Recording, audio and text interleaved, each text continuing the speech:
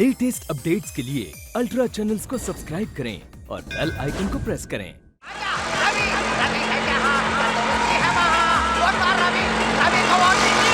अभी तो बहुत से पोस्टर्स लगाने हैं, चाहो तो थोड़ा आराम कर लो।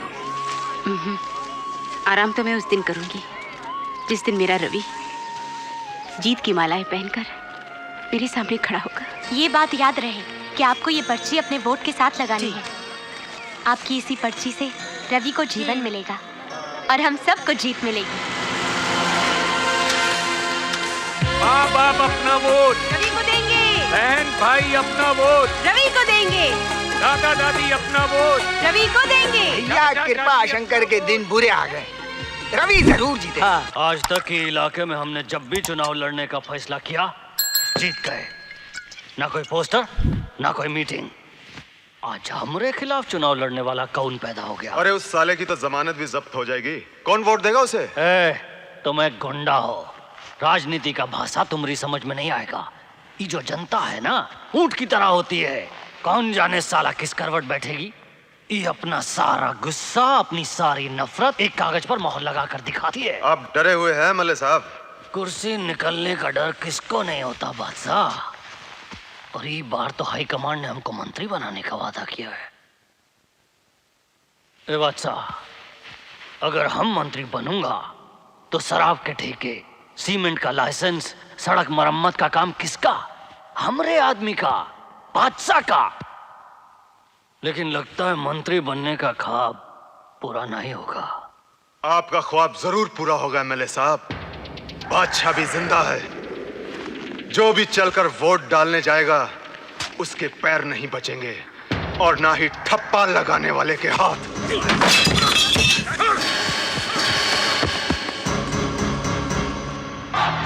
क्यों बुढ़े, एमएलए का बाप बनने का बड़ा शौक है तुझे? अपने बेटे से इलेक्शन लड़वाएगा? इन्हीं हाथों से पोस्टर लगाए ना, इसी हाथ से वोट डालेगा तू?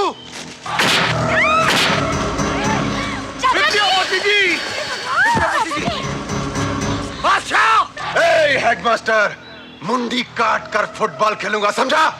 चला जा यहां से, नहीं तो तेरी बेटी की बारात लेके आऊंगा। कान खोल कर सुन लो बस्ती वालों, अगर कोई भी आदमी वोट देने गया तो वो हमारा गुनहगार होगा और उसकी सजा मौत होगी। अगर कोई औरत वोट डालने गई तो वो विधवा हो जाएगी। अगर कोई मर्द वोट डालने गया तो वो होगा रंडवा।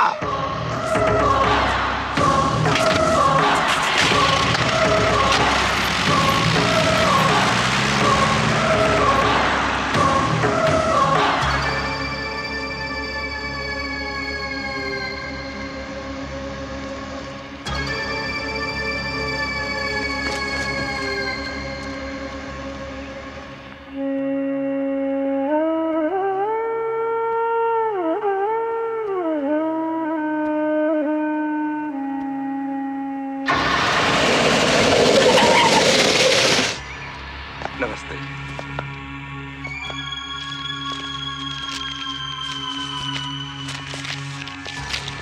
चलो।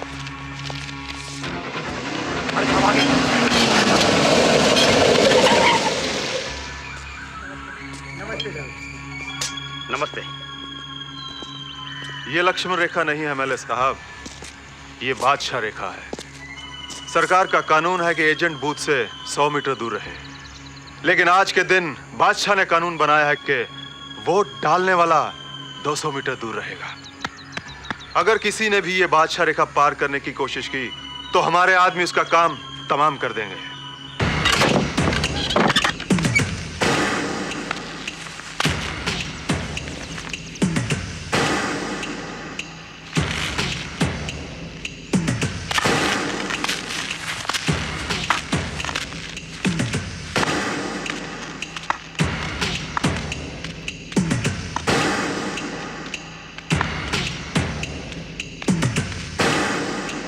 ये ले मंडी। हाँ तू चल यार, ये गेम अपनी। हाँ चलना यार। मैं चलूं? अच्छा।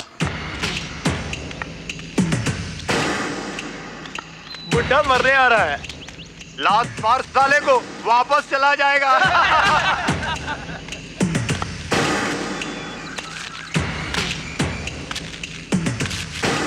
ओए बुड्ढे, तेरे दिल फिर गए हैं क्या? जा घर वापस जा, नहीं तो यहीं काट के रख दूंगा।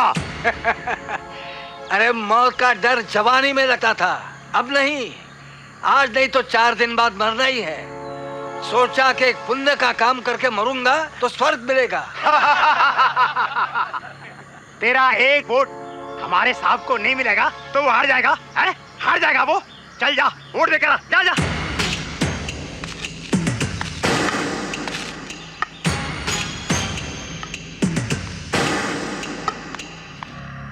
नमस्कार साहब। नमस्ते, क्या नाम है तुम्हारा? सत्य प्रकाश। और लोग भी आए हैं वोट डालने? अभी तो अकेला आया हूँ। शायद मुझ बूढ़े को देखकर जवानों में शर्म और हिम्मत पैदा हो जाए। लाओ ये लो। वोट की पर्ची दो।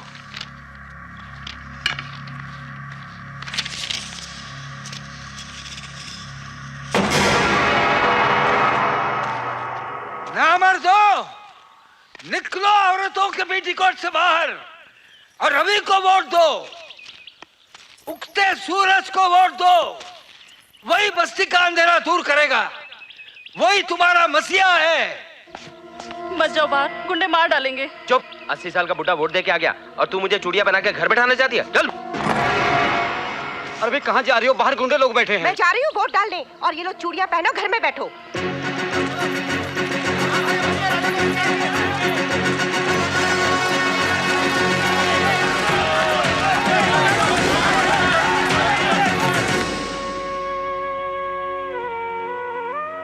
विद्यापति जी लेटे रहिए, आपको आराम करने के लिए कहा गया। नहीं, मेरी जिंदगी से ज्यादा मेरे बेटे की चीज जरूरी है।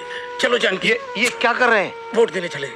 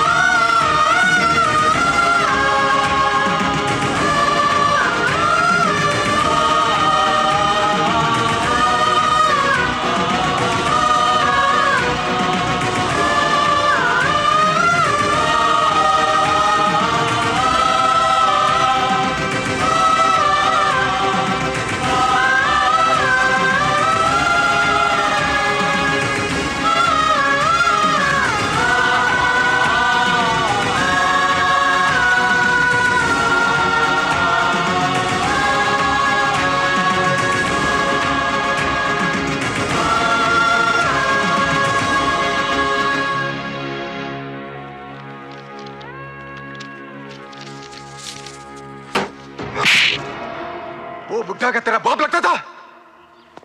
तेरी मां का कसम। हरामजादो, एक बुड्ढे की वजह से हमारा सारा खेल बिगड़ गया। ठीक है रवि, वोट तो तुझे मिले पर इलेक्शन तू नहीं जीतेगा। चलो वोटों के सारे डिब्बे छीन लो। चलो।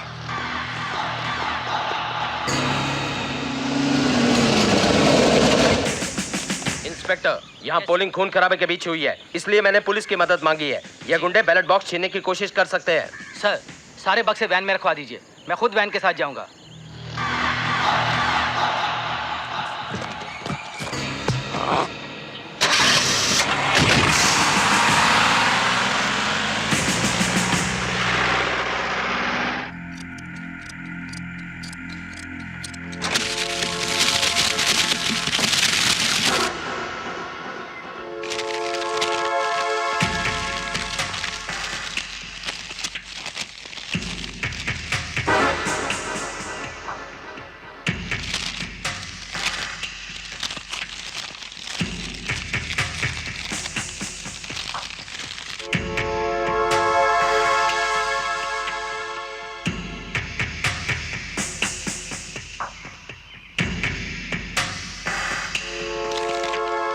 रवि निर्दोष है सर। रवि का कोई कसूर नहीं है। सर, रवि कातिल नहीं है। सर, रवि कुमार के हर वोट के साथ एक स्लिप निकली है जिसमें लिखा है कि रवि निर्दोष है।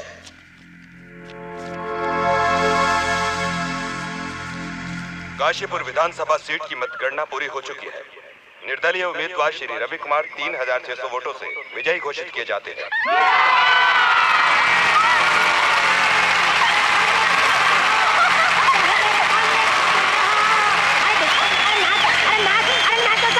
नमस्कार और अब चुनाव समाचार। काशीपुर विधानसभा क्षेत्र से श्री रवि कुमार को निर्वाचित घोषित किया गया है। श्री रवि कुमार पर एक हत्या का आरोप था, लेकिन उस क्षेत्र के मतदाताओं ने श्री रवि कुमार के निर्दोष होने की गवाही के रूप में अपने मतों के साथ साथ एक लिखित पर्ची भी डाली। अदालत ने इसे जनता और भगवान का फैसला मानते हुए श्री रवि कुमार को बाइज्जत रिहा कर दिया है। ये थे आज के चुनाव समाचार।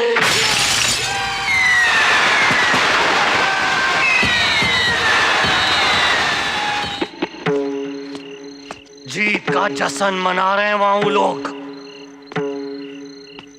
तू हमरी हार का शौक मना रहा है, हमरे जख्मों पर नमक छिड़क रहा है। हरामजादा, हमको धोखा में रखा। हम मंत्री बनने का सपना देख रहा था, हम तो एमएलए भी नहीं रहा। जमानत जब्त हो गया साला। हमको क्या मालूम था कि हम हिजड़ों का फौज बनाया है। साले, अब तुमको पुलिस दिन रात जूता मारेगी, कटोरा लेके सड़क पर भीख मांगो। ऐसा कुछ नहीं होगा। 6 महीने के बाद फिर इलेक्शन होगा और आप इस बार इलेक्शन जीतेंगे। ये बादशाह का वादा है।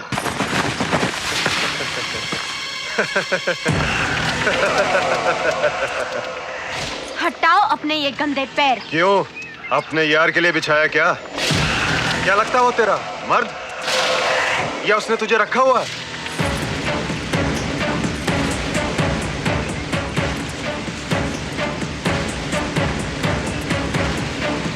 मेरा मर्द होने वाला है।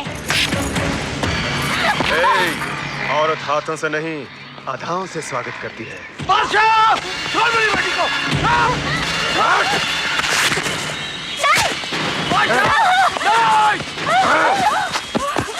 हेडमास्टर, अभी तो मेरे हाथ सिर्फ इसके ब्लाउज तक पहुंचे हैं। अगर तेरे बेटे ने 24 घंटे के अंदर एमएलए की सीट से इस्तीफा ना दिया तो मेरे हाथ, समझ गया ना? अब समझा देना अपने बेटे को भी।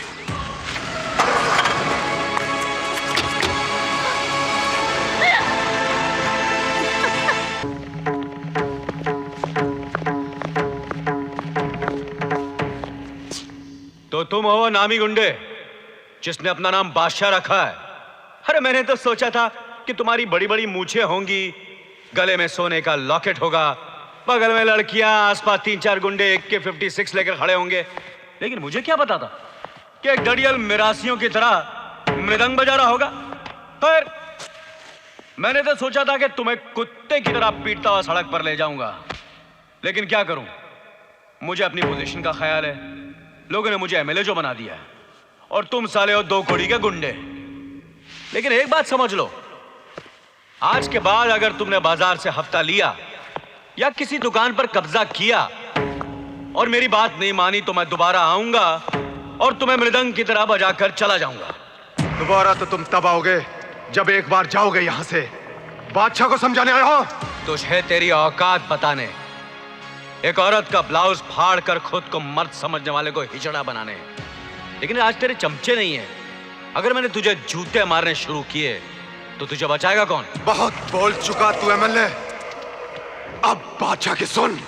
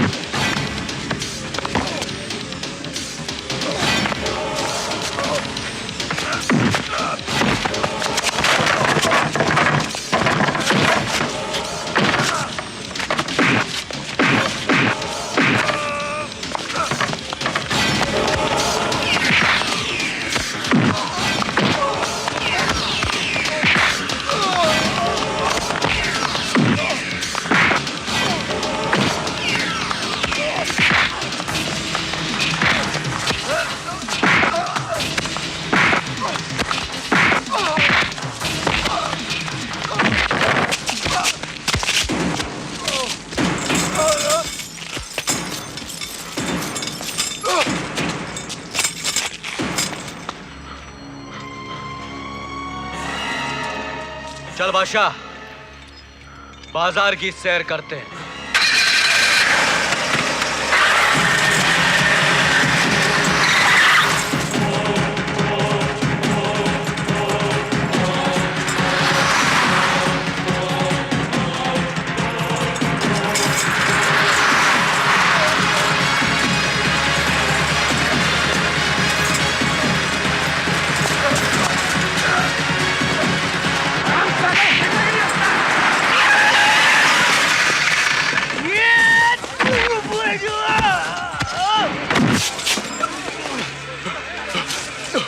जनता का बहुत खून चूस लिया तेरे कुत्तों ने। इन्हें रोक और कह इनसे कि बाजार से तेरे नाम के सारे बोर्ड उतार दे, वरना 60 की स्पीड से भगाऊंगा। सारे बोर्ड उतार दो, जल्दी करो, जल्दी करो।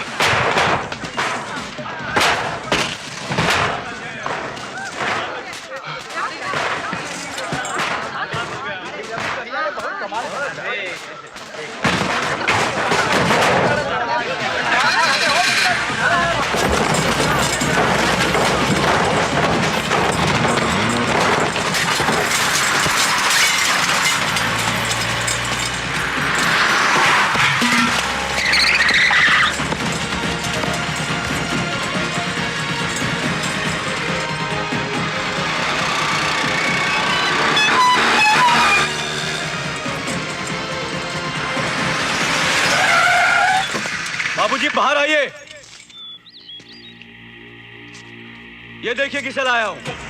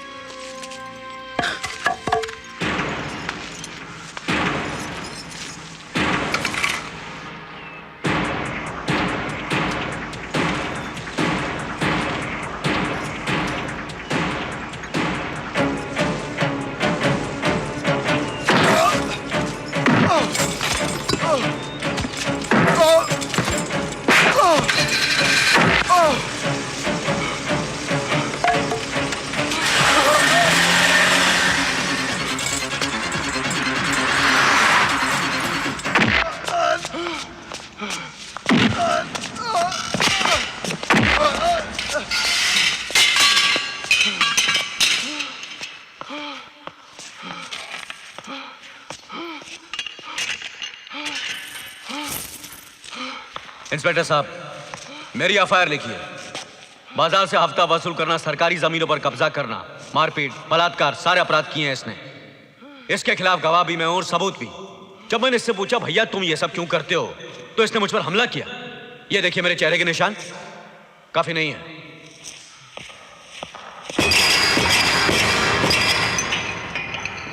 अब तो डॉक्टर का सर्टिफिकेट भी मिल जाएगा। एक एमएलए पर कातिलाना हमला किया इसने। केस बनाकर चालान कीजिए। रुक जाओ भागवत। ये तो ऐसे नाम ले रहा है जैसे आपका साला या ससुर हो। जवान काबू में रख रवि कुमार। भागवत, बादशाह हमारा आदमी है, उसे छोड़ दे वरना मैं तुझे ट्रांसफर करवा दूंगा, वर्दी उतरवा दूंगा। लेकिन मिस्टर कृपा शंकर, एक्स एमएलए, अब इस इलाके में ऐसा नहीं होगा। यह थाना तुम्हारे बाप की जागीर नहीं है। इतनी जल्दी उड़ना मत सीखो, थक कर जमीन पर गिर जाओगे। तुम अभी पैदा हुए हो राजनीति में और हम इस अखाड़े का उस्ताद हूं। ई मत भूलो कि सरकार आज भी हमारा बादशाह सरकार है। कोई भी हो, अब आप एमएलए नहीं रहे। घाघर भर गई आपके भ्रष्टाचार की, इसलिए जनता ने सर से उतारकर अपने पैरों पर फेंक दिया। एमएलए जनता का प्रतिनिधि है, उसके सुख दुख का साथी। लेकिन आपने तो उन तीनों अक्षरों का मतलब ही बदल दिया। M for murder, L for लूट, ए फॉर एट्रोसिटीज, यानी हत्याचार। रवि कुमार, चिल्लाओ मत मिस्टर कृपा शंकर। थोड़ा इलेक्शन का जीत गए, तुम अपने आप को तुम समझने लग गए। कृपा शंकर से टकराने का अंजाम जानते हो तुम? अंजाम से डरा रहे हो? ये मत भूलो कि राजनीति मेरा बिजनेस नहीं, मेरी जिम्मेदारी है मिस्टर कृपा शंकर। मेरी जिम्मेदारी जो मैं हर हाल में निभाऊंगा। और याद रखना, मेरे रास्ते की रुकावट बनने की कोशिश मत करना।